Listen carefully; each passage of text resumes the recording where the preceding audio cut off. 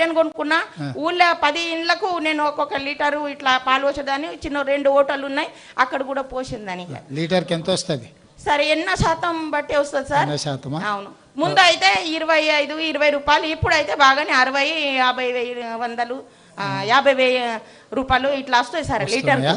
ముందుకైతే చాకలి ఐలమ్మ పేరు విన్నవా?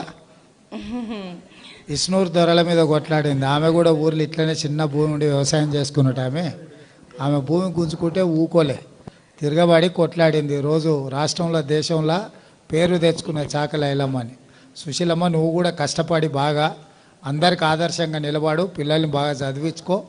ఏం కావాలన్నా ఈ ప్రభుత్వం మహిళలకు అండగా నిలబడుతుంది. మీకోసమే, మీ మేలు కోసమే. మహిళల చేతుల నగదు ఉన్నప్పుడే పిల్లల చదువులకు కానీ ఇంటి ఖర్చులకు కానీ ఇంటి గౌరవం కాపాడేది మహిళనే. అందుకే ఈ సంఘాలన్నీ పెట్టినాం. ఇవాళ కూడా మేమందరం బట్టి విక్రమార్క సార్ గారు సారే మొత్తం ఖజానా మొత్తం సార్ దగ్గరనే ఉంది. మీకేం 0 వడ్డీ ఇవ్వాలన్నా, మీకేమి ఇవ్వాలన్నా సారే ఇవ్వాలి. మళ్ళీ మీరు నాకు చెప్పినా నేను సార్ని అడగాల్సిందే. అందుకోసమనే సార్కు గట్టిగా పెద్ద సప్పట్లతో స్వాగతం పలుకుర్రు.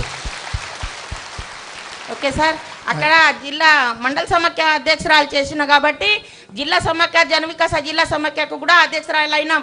2007లో ఇక్కడ అన్ని చక్కగా పనులు చేస్తున్న అందరు పేదవాళ్లకు బయట తీసి అందరు గ్రూపులు చేసిన కాబట్టి నెల్లూరులో సోనియా గాంధీ వచ్చినప్పుడు నన్ను ఇక్కడ నుంచి తీసుకెళ్ళిండు. నెల్లూరులో సోనియా గాంధీ అమ్మ వచ్చినప్పుడు, అమ్మ నువ్వు ఎందుకు వచ్చినావు ఇక్కడ అన్నది.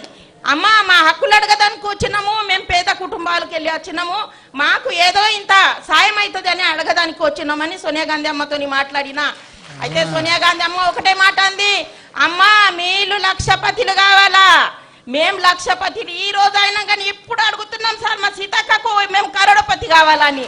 మా పిల్లలు లక్షపతితోని సాటగా, మా పిల్లలకు లక్షపతి కాదు అమ్మా, ఇవాళ రేపంటే చాలా కష్టమైతుంది.